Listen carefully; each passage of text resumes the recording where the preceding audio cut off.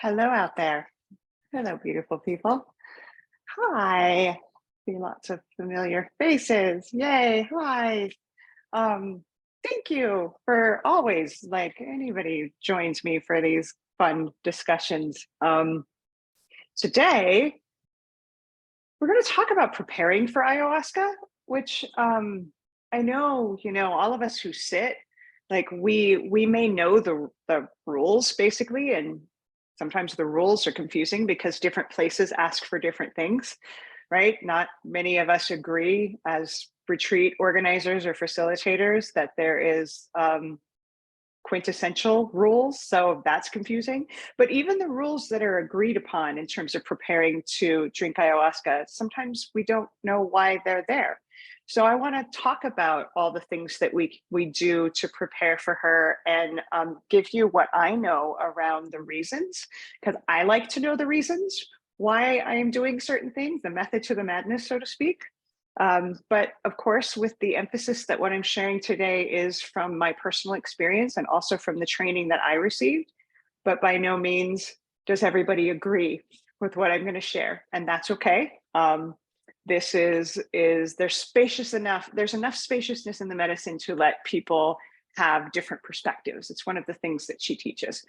So this is not the way; it's my way, and that is neither right nor wrong. So having said that, I'm going to start with the focus on our bodies, because most of the stuff that we do to prepare our bodies to drink ayahuasca are fairly obvious. Refraining from alcohol for at least a week or so before, refraining from beef and pork. Reason being, first of all, they're dense proteins. They're hard to digest typically. They stay in the system for longer, and density prevents the flow of the energy of ayahuasca, makes it harder for her to work. And from a shamanic perspective, what my teachers told me is pork in particular, from in like a scientific or DNA sense, pigs are not that far from humans. So some of the Amazon shamans consider eating pork cannibalism. We know this in science that sometimes when they grow new ears and whatnot as transplants, they do it on pigs because they have a lot of similarities to us. So what I'm taught is the medicine doesn't work well in conjunction with especially pork. So typically we do without pork for a couple of weeks, beef a week for those who eat it. But that's why, it's really overall the density of the proteins. Then there is what is often the weirdest one. People ask, like, at least on my list, I ask people to stay away from fermented foods and overripe fruits. Why? Because ayahuasca is an MAOI. If she were labeled in a pharmacological sense, that's what she is. She works with serotonin, among other neurotransmitters. Fermented foods have something called tyramine, which have very negative interactions with MAOIs. So the fermented foods, overripe fruits, is actually a really big deal physically. By not consuming those before we drink ayahuasca, we're bettering the odds that we're not going to have really intense purging that's because of the tyramine rather than our own detoxification process, and potential like severe discomfort in extreme cases. If somebody was pounding kombucha and fermented foods like days up, you could even have a danger of a serotonin syndrome sort of thing, short circuiting. So that's super rare, but still, oddly enough, the fermented foods and the no overripe fruits, and I'm talking bananas that are black, not like, oh, a little brown mark. Like, we don't have to be super vigilant, but it's really helpful for our physical process to do without those things. Essentially, if you're about to sit with ayahuasca, you just want to eat a clean diet. No salt, no sugar, no spice, or very little salt. Some of us, we need a little salt for our bodies. That's okay. And the reason why we abstain from all of that is any of the really spicy, citrusy, flavorful foods, they connect us more on the physical level because they're tasty, and they anchor us more in. When we connect with ayahuasca, connect with spirit, we want to be more spacious to connect with spirit, basically. And so we're removing all of these things, dense energies, things that keep us more tethered on a physical level so that we can set ourselves up for an easier, more graceful expansion into her energies. It's not just like, oh, I'm not going to have an upset stomach. It's like essentially what we're doing with plant medicines is connecting to subtle energy bodies. And so in order to do that, we do all of these things physically in preparation so that we don't have as many blockages. For example, salt, high sodium diets create a fog between us and spirit. Like, it just is an aspect of salt. Salt's very cleansing, but it's also very heavy in all the mineral content. It connects us to the body. It's why the body needs it, but it doesn't support us in connecting to spirit. So by taking a time out, or at least drastically minimizing those things, we set ourselves up for a bigger experience with mama, a deeper experience. I also like to emphasize, though, in the preparation space, getting ready to drink her, on the day that you drink her, please eat. A lot of people have the instinct of, oh, if I fast before I work with her, maybe that's better. It's almost better to a fault, because when we don't have good, clean food energy to work with when we drink her, there's nothing for her to work with in that regard. She just comes swooping in, and it can be utterly overwhelming. I've seen this happen for people that are fasting. Now, if you're advanced, if you drank her a lot and you don't mind ego death in the first 5 minutes, then game on, that it's okay. Because it's not like it's contraindicative. It's very helpful to have had a good, strong breakfast of eggs or sauteed veggies and rice. In the jungle, when you work with her, quite often it's boiled yucca and maybe some vegetables, some fruits. But it's helpful to have something that your body got to process for food energy, or it's hard to focus and it's just too strong. So eating day of is helpful. I think that's the foundation of the physical stuff. I'm getting the less interesting things out of the way. So that's kind of the reason why we clean up our diets. So now let's talk about the mind preparation, which we could talk about for days, because the way that we prepare our beautiful minds for a process that makes them feel like they're being thrown into a blender, it's not easy. Because the heart of working with ayahuasca, any plant medicine, is relinquishing the illusion of control and knowing that our minds aren't in control anyway. And I think most of us have minds that want to believe they're in control and will fight like hell to maintain that control. But Aya likes to pluck away that illusion. So what do we do to prepare? Well, when people ask me, what is the single most powerful thing I could do to prepare to drink ayahuasca, it's meditation. And I don't just mean the typical sit, meditate in stillness, but walking in nature and letting that be a meditation. Music as a form of meditation, dance as a form of meditation. The idea being anything that gets you out of your head, connected to heart consciousness, connected to your body, connected to anything other than thought. Because that's the space where we get to really explode into with Aya on a good night. It's out of mind. And so anything that we do to maintain or to create a sense of comfort with being out of mind, even if it's much more subtle than ayahuasca, it's really helpful. I think of it as a muscle that we're learning to flex over and over again, of accessing parts of our consciousness that aren't here. So as a mental practice, it's very personal what each of us do. Sometimes it's yoga, sometimes it's acupuncture, opening up the meridian channels. Sometimes it's breath work, super, super powerful with that. In fact, breath work is the thing I recommend people do to have the kind of ayahuasca experience without ayahuasca. If they're too afraid to do that, do breath work. Super powerful. So having a commitment to connecting to parts of our consciousness that aren't mental. One of my favorite things that I do in ceremony to do this is I imagine that my heart has nostrils and that I'm breathing through it. I'll put my hand on my heart and breathe like 5 counts in and out, and it moves awareness to the heart space, which can often calm the monkey mind, at least calm the body, so that, my awareness is here and not here. And so doing something like that in preparation, I think, is more powerful than the physical diet. It's like getting ready to be a witness to what's happening rather than identified with the part of us that has identity, right? Like being stuck here. I also highly recommend, before we are gearing up to work with ayahuasca, any plant medicines, cut out dark media. If you watch the news, don't do it.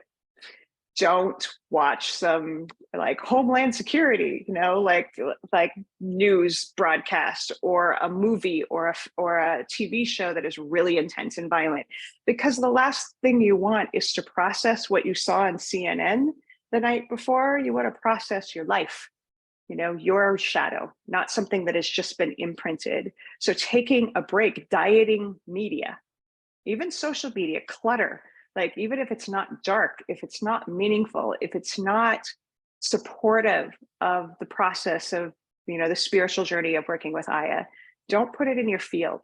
Now, we all have jobs and lives, and we can't completely cut out negativity, which is fine, but just being much more discerning and trying to protect our space for the week or so leading up, so that it's more a come as you are experience rather than the imprint of something we just recently consumed.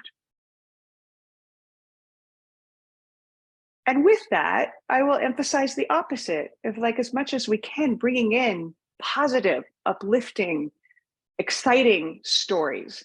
I totally support people in consuming media, but like reading, self-help books that feel empowering, studying different spiritual modalities, like taking that time that would be consumed by, frivolous or dark media, and like putting it on investing in things that just bring us joy, that teach us something, that uplift us. Because the medicines, unequivocally, I think they show us how attached we are to darkness and suffering. And so we can start to pivot even before working with her, and like commit to bringing in more light, and realize how we are responsible for that.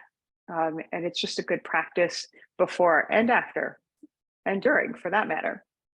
So that's basically, yeah, those are my core suggestions around working with the mind. Actually, there's a couple more things coming in. I would also recommend having some modalities around safety, which is for the mind, the body, it's for all of it. But the reason why I emphasize this is ayahuasca in particular likes to push on the edges of what feels safe for us. And at least in the beginning, my journey with ayahuasca, all I knew to do was white knuckle my way through the tough nights of like, oh my God, I can't wait until this is over. Okay, well, that's one way, but it doesn't have to be so difficult and painful. So to create maybe relationships with, this is tourmaline, one of my favorite crystals for supporting me through a tough night, because tourmaline is an alchemist. It takes dark, dense energies and lightens them up. So I often put it on my solar plexus because that's where I feel fear. So I have a deep relationship with this piece of tourmaline, and it's something that's always with me in ceremony. So if I need help, I don't have to white knuckle my way through. I've got a tool. There are lots of tools like this, right? It could be your favorite hoodie or blanket that immediately invokes a sense of safety when you wrap it around yourself. To have that could be a favorite plant essence. I got essential oils for days around me. It kind of doesn't matter. There's so many different categories of things that you could develop a relationship with that reminded you everything's okay. You got this. You're just moving through it, like a sense of safety. So don't go to ceremony without a couple things in your backpack that are there to support you through the process. We don't have to white knuckle our way through, nor do we have to rely on the shaman or the team or whatnot to create that safety for us. We can start to figure out the ways that we can ground that in. I used to have a blankie I would never do ceremony without. And it made me very happy, and it got me through a lot of tough nights. So we get to have that, but we have to claim it. And developing the relationship with those items or beings, plants, crystals, etc., before we need it in a time of crisis, like a difficult psychedelic journey, strengthens the capacity for that tool or relationship to show up for us. So do some practice of having some one or two things that create a sense of safety. Now we're going to talk about the question that I get probably most often around preparation for ayahuasca: why can't I have sex before or, immediately after? What's the big deal? It's a valid question.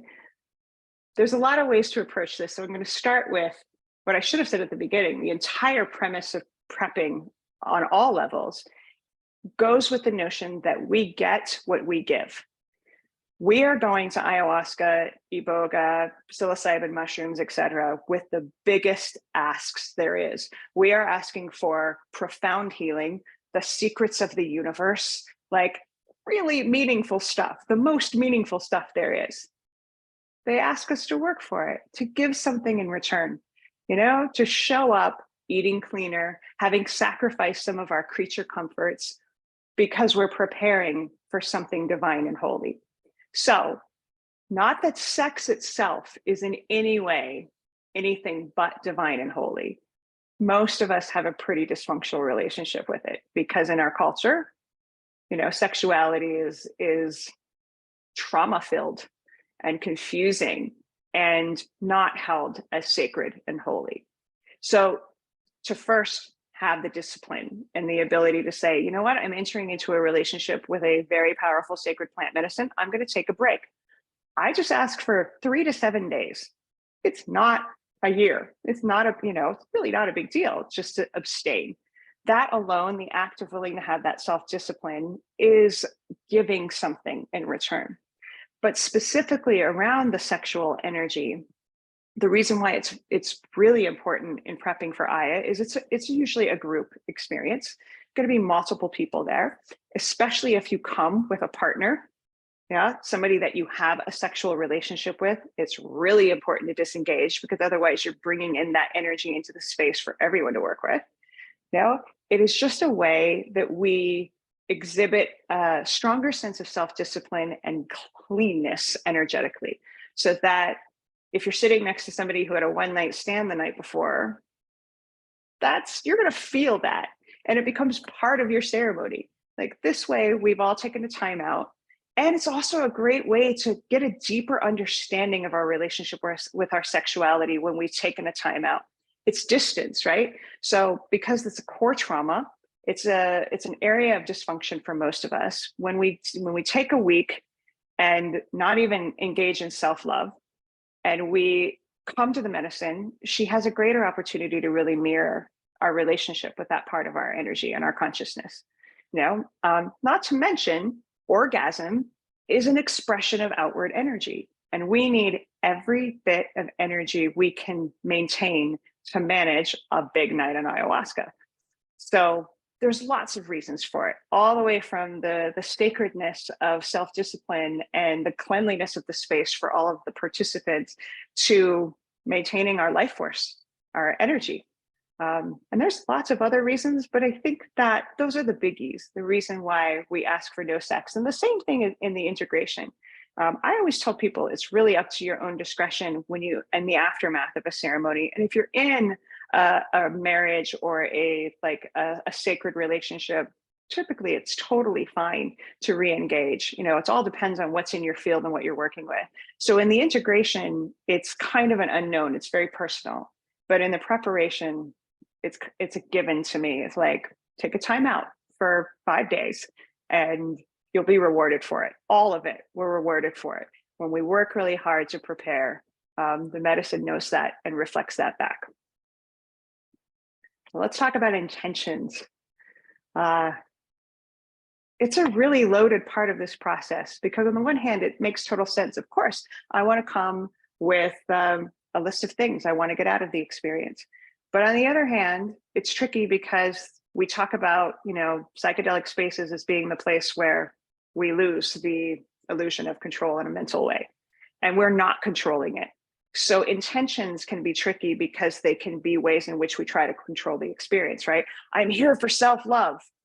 And if something happens in the ceremony that doesn't feel like self-love, we may try to control it back to what our idea of self-love is. But all of the psychedelics, they blast our limitations of what we think something like love is. And it never happens the way we expect it to, ever.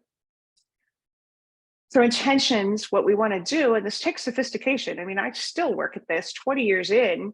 because I have the same mind that the rest of us do and wanting to be attached to certain things. But the goal with intentions is a couple things. One, to get to the really core of our wounding or our ask, not to ask for something that I guess is more surface. And I'll give you an example here in a second. We really want to get to the core.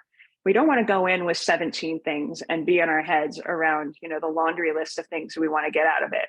We want to whittle down the things we're working with to one or two really core principles per ceremony. You're going into a cycle and you've got 3-4 ceremonies. It's okay to have a longer list, but take one or two things at a time so that you're not stuck in your head around all the things you're trying to get out of it, and to try to get to the core. What we will also want to do, we want it to be vulnerable. And sometimes those intentions don't even have language. Like, it's hard to even articulate. I mean, I've gone to the medicine a fucking wreck, like heartbroken, crying, like no sense of really what I'm asking except for help. This is what I'm working with. Most powerful intentions I've ever had, really, because the more vulnerable we are and cracked open, whether it's excitement, fear, joy, sadness, doesn't matter what flavor of the vulnerability or the emotion is, that's the space that the plants get in and access us. There's a Leonard Cohen song quote that I love that articulates this. There's a crack in everything. That's how the light gets in. When we are cracked open, ayahuasca and her plant friends, easy access. And that's what we want. So sometimes in that state, we don't have a clue how to articulate it, and we get stuck in our heads that we don't know what our intentions are. Doesn't matter if you don't have words for it. When people come up to the altar and they're very obviously feeling, that's perfect. It's lovely to have language around it if we're able to, of like, I'm here for more self-love. Cool. I call that a tent pole, because in the ceremony, if things get crazy, which they often do, the room erupts into chaos and purging and someone having a process and our minds start to spin, we can remember, we can come back. I'm here for self-love. I'm here for a reason. And it's a tent pole. It's an anchor. It really helps the mind when it's spinning out in that blender to remember there is a purpose, a divine purpose to doing what is sometimes really crazy work, right? So, but we want to also, this is the dichotomy of it, as much as we can, come with strong, deeply felt intentions that we let go of once we drink the medicine. And that's really hard for us humans, to be super passionate about something, but to also just kind of hands off the wheel and let it happen. So it's just like we do our best. Some nights it's easy to just give it up to the divine and to trust the process. Sometimes it's so tender and maybe we're tired and it's so meaningful what we're asking for that it's hard to let go. It's okay. Again, our best is good enough, but the goal is to not worry about how our intentions manifest, because as I said, they will always be in a way we don't expect. I'm going to get a jar that instead of a swear jar, it's not what I expected jar, and make people put $1 in every time they say that. I would have retired a long time ago, because it's never that way. But to celebrate that, like that's, and it's one of the things actually we can do to prepare our minds is to expect and celebrate confusion, because we will be confused in how this process happens. Sometimes the confusion is because of pure chaos. Sometimes the confusion is nothing's happening. Neither are true in the grandest sense. It's not going to be chaotic or horrible forever. And something is happening, but the mind is the last thing to catch up with what that is, always. So to celebrate confusion, and like, I don't know what's going on. Fantastic. That's right. Kat told me to celebrate confusion, and to allow that that's one of the ways we get our hands off the steering wheel, is like, I don't know what's happening. That's okay. I'm going to let this play out. And just trust it and watch it and work with it rather than need to know, because ayahuasca ceremonies don't make sense most of the time. It's afterwards when we put it all together and we feel into what it meant that the magic comes through. But our poor conscious minds, it's not for them to decipher, especially in the moment when the eyeballs and the sacred geometry and the grid and everything is coming at you, like, it doesn't make sense. So to celebrate that, it's like, okay, I don't know what's happening, but this is awesome. Yeah, it's one of my favorite practices because it allows the experience to be what it is without trying to control it. What else about intentions? One of the best intentions that I don't hear very often is wanting to know more about the plants themselves. Like it's like a lot of times what we do is it's like we're sitting on Santa Claus's lap and asking for things for Christmas. Like, I want this and this and this. And like, don't forget, it's a relationship. So especially if you sit regularly, to have some nights where you're like, I just want to know more about ayahuasca or whatever plant you're working with. I want to know them. That is reciprocity. That is partly what we're giving back. Is like, let's spend time and space and sacred energy around getting to know them better. They love it. Like ayahuasca loves that. I'm like, well, thought you'd never ask. Fantastic. Because it's always a process of self-discovery. Even when we're learning more about her, we're learning more about us too. Like, it's all connected. But to treat it like a relationship and not just ask for things again and again, but to like try to have reciprocity even in the intentions of like, what can I do for give back to you? Tell me more about you. Like, it's super powerful. We can also have intentions, and many of us do when we go in, that are very specific or very vague. There's no rules around that. Sometimes you're very clear. You're working with something like sexual trauma. Sometimes you're not clear. You just know you're called to be a part of the experience. And one of my favorite intentions when it's not clear is just when I'm up at the altar to say, what am I pretending not to know? What's the next layer of the onion that wants to peel back? You know, giving full control to ayahuasca. Of like, I'm here. I don't care where we go. I trust you. It's kind of scary and also really empowering to just give her the steering wheel. But it's just as beautiful to have something really, really potent and personal and specific too. You can't do it wrong. But when we're working with something specific, I was going to give this example when I was talking about core intentions. We want to make sure that the way that we word it focuses on the outcome and not the problem. Trust me, I've learned this the hard way. When I used to work with intense fear, I would say to her, don't take me to the scary place. My Aya cup here, like before drinking her, don't take me to the scary place. And where would I go? One guess. Yeah, because my emphasis was on the scary place. Then one night I had the idea to say, can you help me walk through the scary place unafraid? And literally the first image I saw was a key of like, that's the key. There you go, kiddo. Now you're learning how to work with me. Because I wasn't limiting her and I wasn't focusing on the problem, I brought in a question around help me find the solution. And it was magical. Not to say all my fear went away, but she started teaching me how to work with the energy of the fear instead of honoring a request to avoid it, which she doesn't like any limitations. So that's what I mean by getting down to the core of it and focusing on the solution. So we don't want to go in saying, I want to know more about why I hate myself. We want to go in saying, show me how to love myself more. It's a small but very impactful tweak. And it's way more fun to focus on the solutions rather than the problems anyway. We spend all day focusing on the problems, whether we know it or not. Going to the medicine and asking her to show us a different way, that's kind of the core of what the healing process is anyway. So got to remember to emphasize that with intention. Solutions, not problem. And no limitations with her. She really doesn't like them. The last thing the topic I want to bring in, and then I open it up to any questions from all of you, is we talk all the time in these spaces about intentions, but we don't often talk about commitments.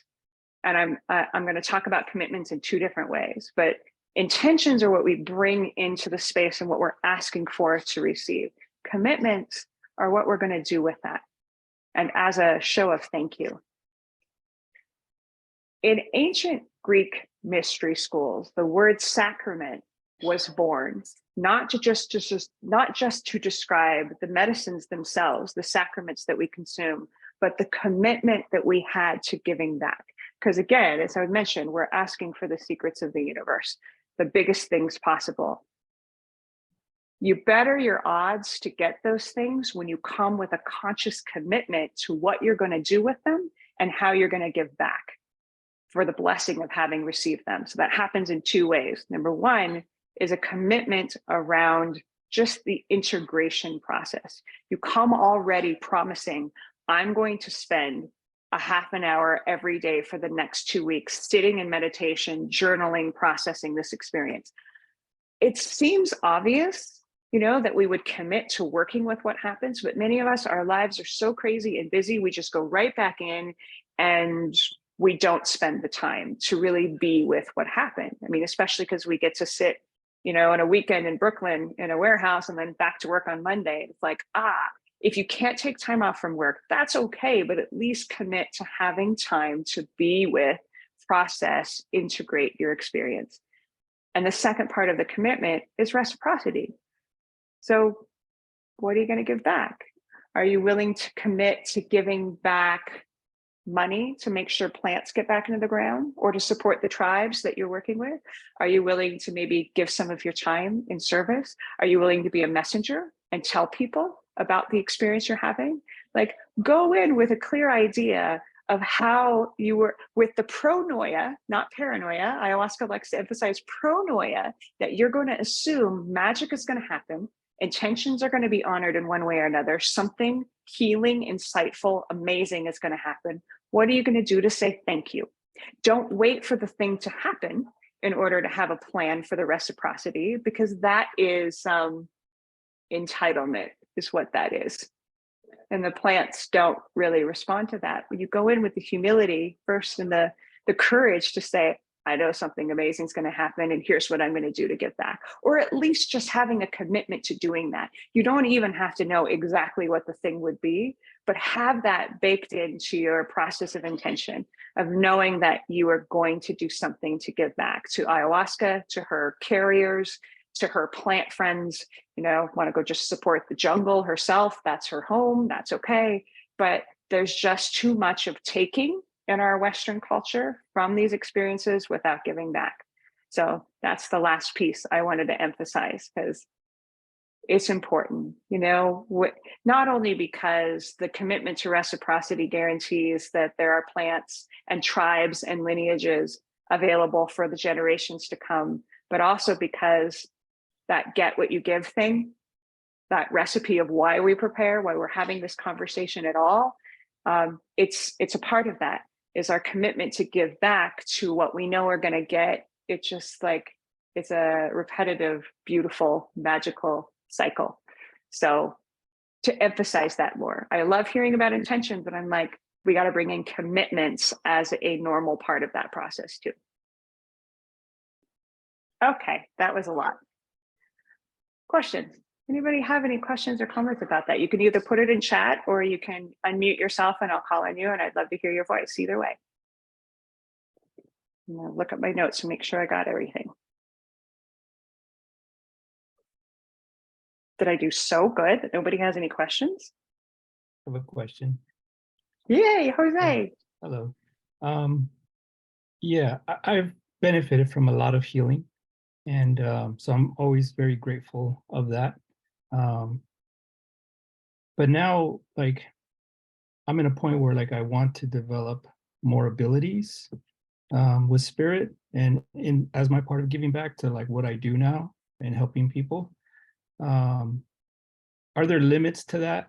Like for example, my interest is to be more medical intuitive. I have certain abilities, but I like to develop that further. Is it appropriate to go into ceremony asking for something like that? I say hell yes, absolutely, because your commitment is baked into that, because you're asking to be tapped more into these superpowers and abilities so that you could pay it forward. Yes, absolutely. Actually, I love this question, Jose, because I wish we worked with the medicines more in that way. What we're trained to do right now with intentions is to help me with these things I'm healing and these things that are limited with. But what you're asking for is help me tap into my potential to be a badass and help the world. I think that's completely appropriate.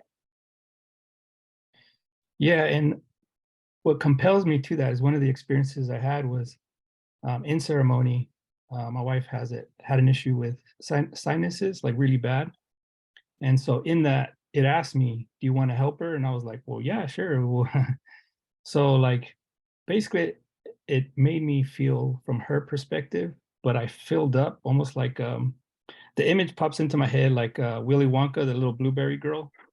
Yeah, like I filled up like that with just mucus and all the pain and pressure, and then just to the point where I couldn't take it anymore, and then I just purged it all out. And and then coming back ever since, that was a few years ago, my wife, she gets a little bit, but not anywhere near as severe as what she used to.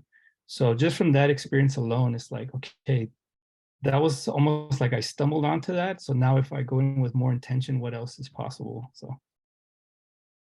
yeah.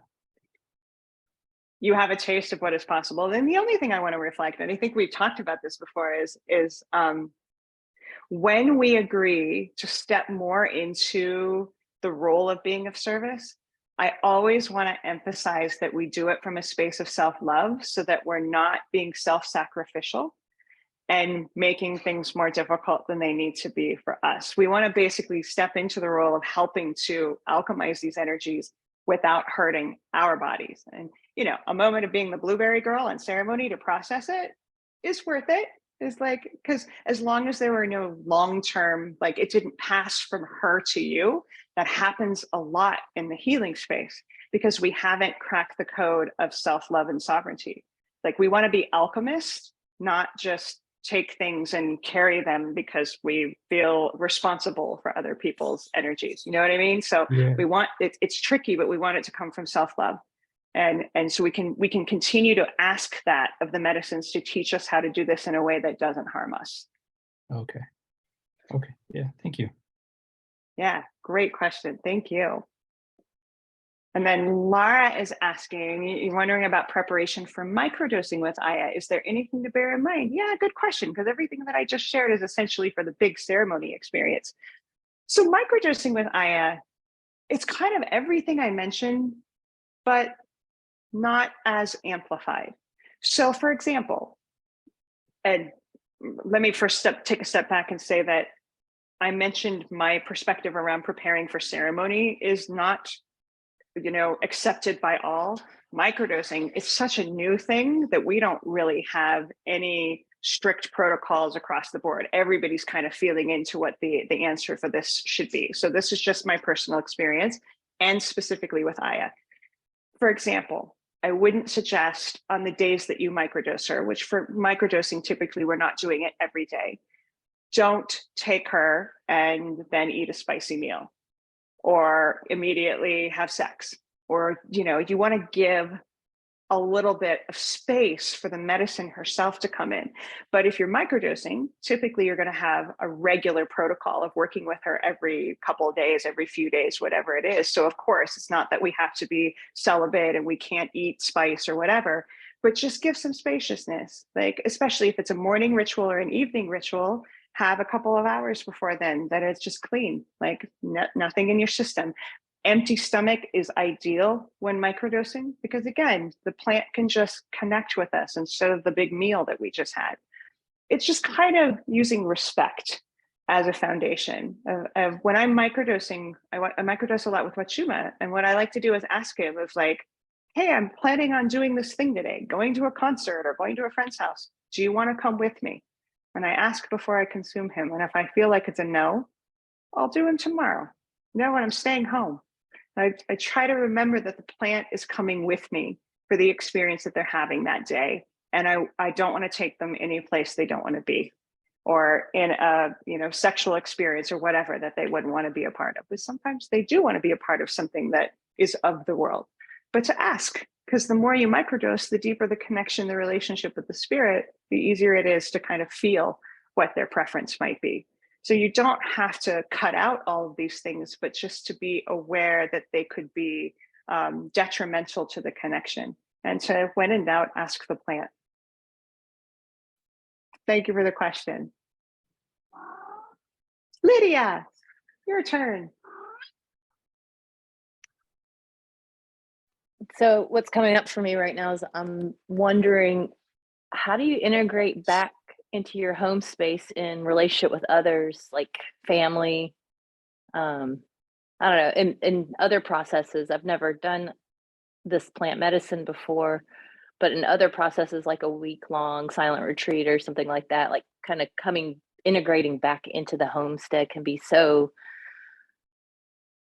I don't know, jarring at times, just like I can maybe be an oversharer and share with my mom, and she's just like terrified because her stuff is coming up. But anyway, I don't know, like how can you have more of a soft landing with family after ceremony? Might have asked one of the hardest questions there is to answer because Thank you. oh, well, it makes me think of the Ram Dass quote of if you think you're enlightened, go hang out with your family. Let me know how that works out, because jarring is a good word. And it's usually quite a different vibration than what we feel in the ceremony space than to come back with a family, because all of our shadow comes up and interpersonal dynamics. Ideally, we get at least a day or two to ground in from the ceremony energies before jumping back in. That's not always possible, but a little spaciousness goes a long way to just kind of process what it is that came up in the ceremony before we're immediately back in the context of our family. If we can't do that, having a commitment to not talking about it for a few days, and then having discernment, because it's complicated. Discernment has to go two ways, I think. Not only discernment around, gosh, if I share this really tender experience that happened in ayahuasca with my mom, she's probably not only not going to understand it, she's going to judge it. It's going to get messy, and to protect it for ourselves, but also to be kind of discerning. It is hard for our loved ones to watch us do things that are transformative, because they get scared we're going to change, or they're going to lose us, or the relationship is going to change. And sometimes it does. That's the reality of it. So it's better to have friends that are either on the path or that don't have limitations to what they want you to experience. And that's who you share it with. Like the first people that you share it with, or if you're working with an integration coach or whatever, but not to rely on sensitive loved ones to be the ones holding space for hearing the experience, because that usually goes wrong. Now, you can tell them it was great. I'm working with some stuff. I'll let you know when I can talk about it, like not to be rude or completely dismissive, but protect it. Because I've learned the hard way. Yeah. People that don't get it, asking them to hold space for it is it doesn't work out. And it's just not respectful either. So that's the main thing that's coming in. And the next thing just to name is when, of course, when you do any process that reveals shadow energies, when we come back into the world, we just want to be more aware of when we're taking the bait, triggered into things. And that's why that joke with Ram Dass is so appropriate with the family, is because with family, it's so embedded and ingrained. They know our triggers, and we just push them all the time with each other because we grew up together. That's just what we do. But to have more, maybe that's part of the commitment of trying to catch yourself in those triggers faster. And asking ourselves not to be triggered is pretty impossible, but just being more aware of how to change the relationship, to work with people differently in terms of the conflicts and things. But again, this is one of the hardest questions there is, because it takes a lot of time to change dynamics that have built for years and years. That's why the spaciousness, when we can have it and at least not share all the details, is really helpful. Does that at least give a little foundation? Yeah, thank you. Laura, your turn. Hello. Firstly, I just wanted to say thank you for the information you've given so far, because I found it to be really, really, useful. Could have been really useful a week ago, actually. So as always. So just to give a bit of context, I'm actually in an integration period at the moment. I sat with the medicine. First ceremony was 7 days ago, and sort of had 3. And actually, I had a somewhat frustrating, I suppose, experience over the course of the 3. And so I'm in a space right now where I'm feeling I know I shouldn't, and I don't want to use these words, but ultimately I am feeling slightly disappointed and frustrated.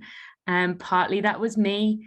It got in the way. I couldn't let go, all that surrender. You know, I'm still relatively new in my journey with the mother. But I guess my question was that I just wondered if you had any advice for when you are in that space that I'm in, because I got glimpses of things over 3 ceremonies. And then right at the very end of my 3rd ceremony, I had the first vision, if you like, that was like that thing that everyone talks about. And it was me as a kid. And I was like, oh my God, we're going to go somewhere. And that was it. And I feel like we stopped before we got started. And now all I wish was that there was another retreat or another ceremony, or I was off to South America, but like, that's not where I'm at for at least another 6 to 9 months. And I feel like I had this huge opportunity and it was wasted, and whether that was me or her, I'm in this space of like, oh, I don't. So I'd love if you had any wisdom to share on how I could navigate the next wee while. First and foremost, to be really tender on whatever the culprit was for the resistance, because my God, it's a force, the fight that we have internally. Not only the fight, the resistance that is probably coming in, but also the attachment to having the big thing. Like, because it's a dangling carrot, the way that ayahuasca works with it, of like, oh, I want the big experience, like take me back to the first time I felt fear. And it's like, we're chasing it and she's doing this. I'm like, here's the carrot, but like, you can't get it because you're chasing it. But not to be hard on ourselves for chasing it. The way she's taught me to work with is celebrate the fact that you're aware of it. Like, oh yeah, I can see the resistance and the attachment, which are 2 sides of the same coin. You know, I'm attached, I'm resistant. Like, it's just two sides of the control dance that we do. But we're human and we're supposed to do those things, and like to celebrate that you're deeply aware. You didn't do it wrong, neither did she, but she's basically showing you this dynamic first and foremost in a more amplified way before you get to the big aha. And the fact that you had any inkling at all of those spaces, that you got little quick visions, celebrate that. You got something. It might have been a something, but she's showing you what's possible, but she's also showing you what's in the way, not to make you feel bad about it, but for you to say, that's what I'm going to work with now in integration before I meet with you again. Instead of waiting 6 to 8 months to be like, okay, what are the things I can do to let go of the attachment and the resistance, to access my heart, to surrender into the divine? You can do those anytime, every day, and be more practiced, you know, and ready to meet her in that space. But don't beat yourself up. We all do it. Like, and it doesn't matter how much experience you have, we all do it. Okay. Thank you. Appreciate it. Does that help? Yeah. Well, go slowly. It's not my strong point, but I definitely, my commitment is to sit more with myself and in meditation and quiet the mind and just lean into those things and be more present. So in 6 to 8 months, we shall see. Thank you. But if you show up for yourself in that way and like really lean into this, it's going to be a whole different experience when you meet her again. And it's like you get to celebrate that. That's why integration is so important. Is like, we're like, okay, I became aware of this thing, I'm going to work with it. And then when you get to meet her again, she's like, atta girl, you did your homework. If you waited for 6 to 8 months, she's going to pummel you all the more. It's going to be the same reflection. You're going to be like, damn it, like, here we are again, because she's not going to do it for us. But you're aware, like, and you probably have some ideas of what it's going to look like to lean into this. So celebrate that. It's clear. Thank you. Clara or Clara? Clara. Yeah, Hi. I love that response. And it's such a relatable experience. I had the same feeling after my first go around. And the beautiful thing is she brings in so many opportunities during integration for you to learn how to surrender. And it's just such like amazing preparatory work for the next time you sit. So it's lifelong. But my question is, because I'm organizing a retreat right now, what would you say to, like, everything you've said is so helpful.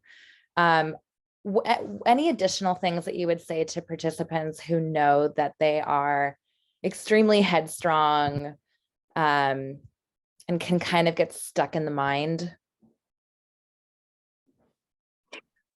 My favorite people to work with, because the breakthrough is going to be amazing. Well, yeah, I mean, the stronger the addiction almost to the mental space, the more they need to have the tools to stay grounded. Like, because we know that the headstrong people that get flipped out into a process and they don't have the skills to stay grounded, they're the ones that are going to have a big process. Like, like take up the space, which is fine. I mean, that's what the medicine does. And that's one way to work through it. But for people like that, it's a body connectedness, because we can understand that mentally, like, yeah, I got to be connected to my mind and my body. And so to have some practice of breathing, like give different tools, like if your mind starts to spin out, remember to celebrate that, the celebration of the confusion. But like, there's so many things we can do, because I think what happens when we start to lose that sense of control and we're really, really addicted to our thoughts, we go into fear, right? And we think there's nothing to do but like go crazy. But you've got tools of like, oh, that's right, I can breathe. I can put my hands on the ground or on my belly. I can smile. I can be like, okay, I got this. I can sit up and have a straight spine and put my chest out. Like, I can listen to the music and lean into that. You just want to give them lots of things that they can do. And even to give the mind a job. My mind, I give her the job of finding the tension in your body. Relax it. Like, oh, there it is to my shoulders. And like, my mind gets to be a part of the solution of being graceful rather than being the problem, but give it a job. So we want to give mental people a job for their minds to stay calm and grounded and work with it. All that said, sometimes it just doesn't matter. The medicine is going to be so strong that it's beyond our capacity to handle it, and a process is going to happen. But it feels so empowering to have some tools and to know that you don't just have to white knuckle your way through it. Yeah, for sure. That brings up another question about dosing and how, like, aside from working with the medicine in ceremony, how do you know when it's time to go for more or maybe go for less when you're kind of like stuck in this ego space of like, I think she wants me to take more. What are you doing? Sit back down. Like, you know what I mean? It's how do you, especially if you're a mental person, which we have so many, how do you differentiate like whether it's you and the ego versus the medicine saying take more, take less? Great question. So for people that are new to the process, I tell them, if you can hear the call for the second cup and you're able to move, walk or crawl, I don't care, come up to the altar. Because we can ask then, what are you working with? How are you feeling? And a little bit is fine, or if they're totally lucid, that's fine too.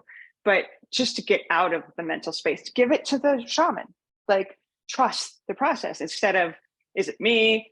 But my trick, that one thing I had to do for years in training, is to get up and pretend I was going to the bathroom and to see, did I vector to the altar or did I not? Like, because body knows. Most of the time I would find myself like there for a second cup and my mind is like, what are you doing? Don't do this. But I trusted that. But getting up and moving instead of just staying and spinning, getting out of our heads, do something other than that. But I like just trusting, like the if I can move and if I've heard it. If I can't move and I haven't heard it, well, I don't need another cup. That's for sure. Yeah, awesome. Thank you. Thank you for the question. Yeah. Anybody else? Everybody prepared to drink Aya? I wish we could go into ceremony now. That'd be awesome. I have a question. For the dieta, I don't understand too much about it other than preparing to go to ceremony, right? To eat clean. But then I've heard like yourself, other dietas to do before or as part of it, like maybe months leading to the ceremony. How does that work? How does that benefit? What else do you get from that? Great question.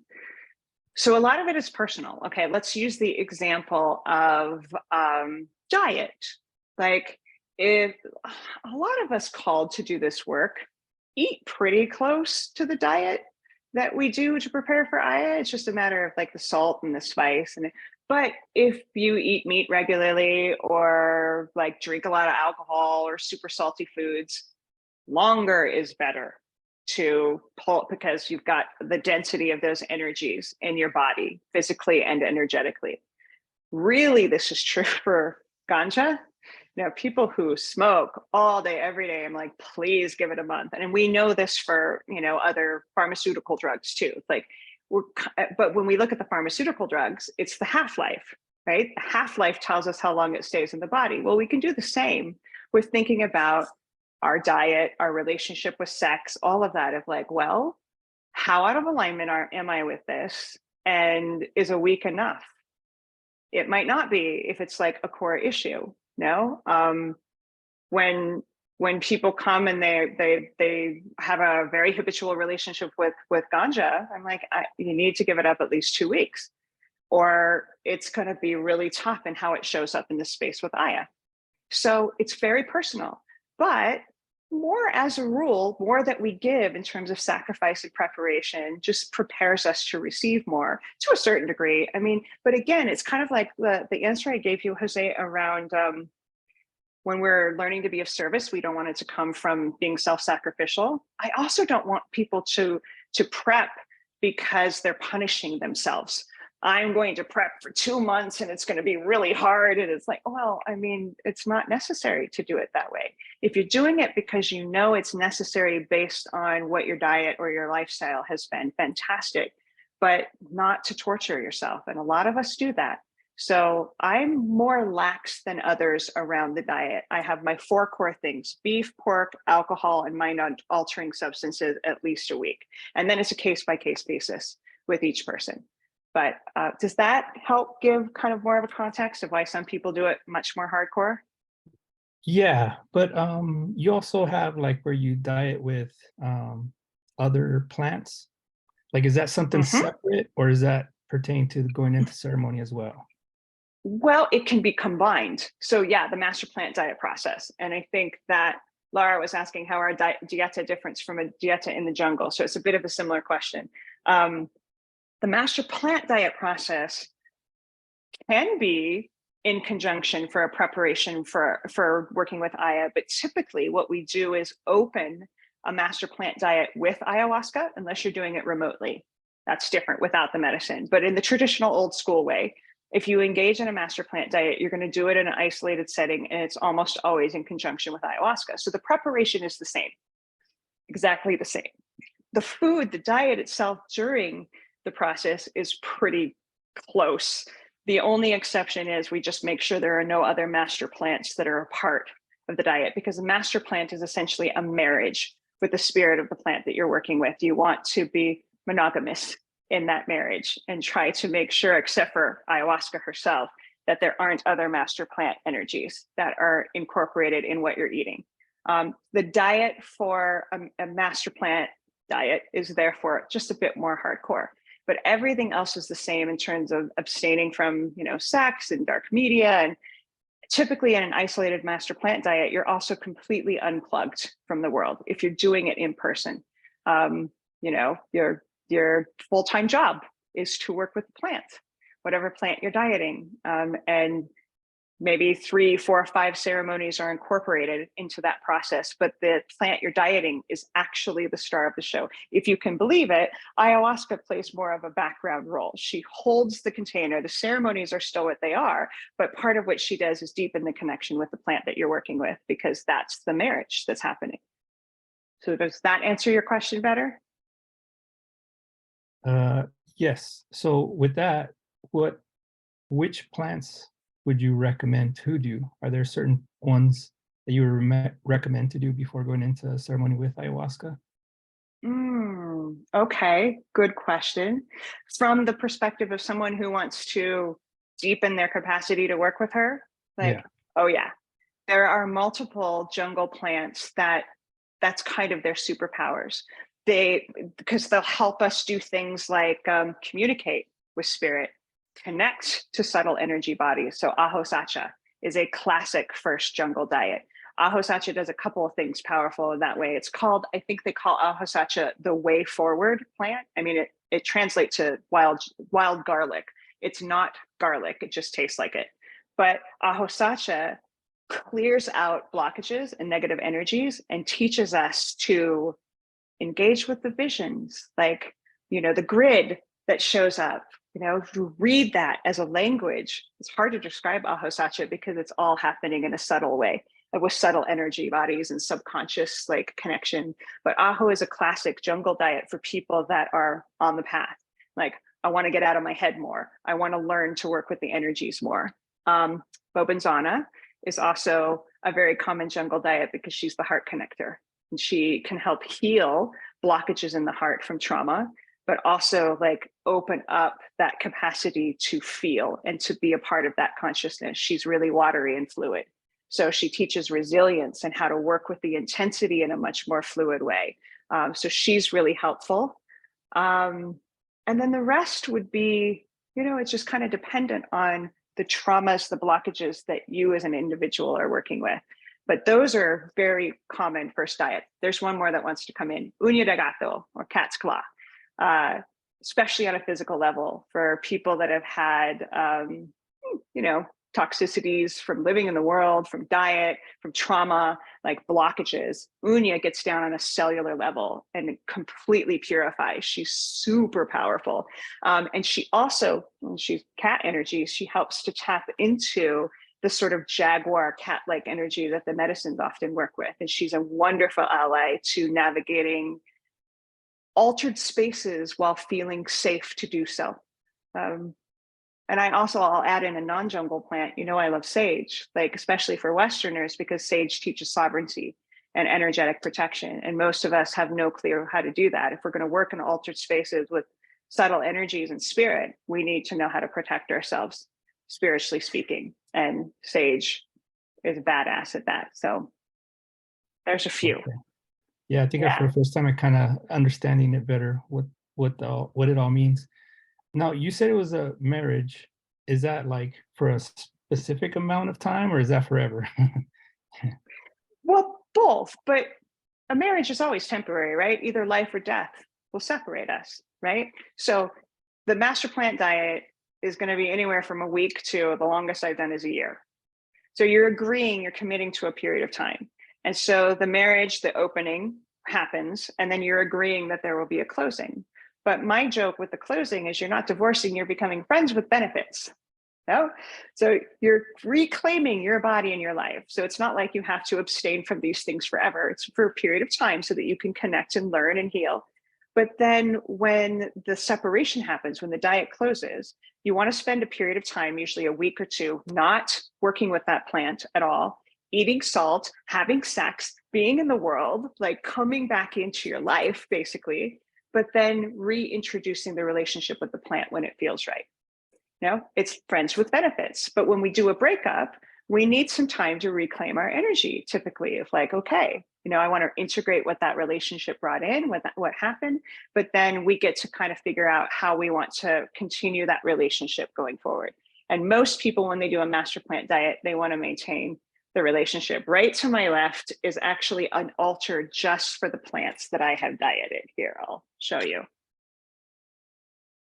That is just for my master plants. And it's getting kind of full, actually. But the idea is that I'm maintaining those relationships, in my everyday life because I worked hard to create them and they're tremendous allies.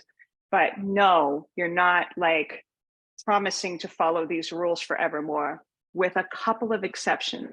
I do want to mention there are a couple of plants. Noyarao is the biggest one that the lineages say has a lot of requirements forevermore, or at least in this lifetime, should you choose to diet and merge with them, or the plant will leave entirely.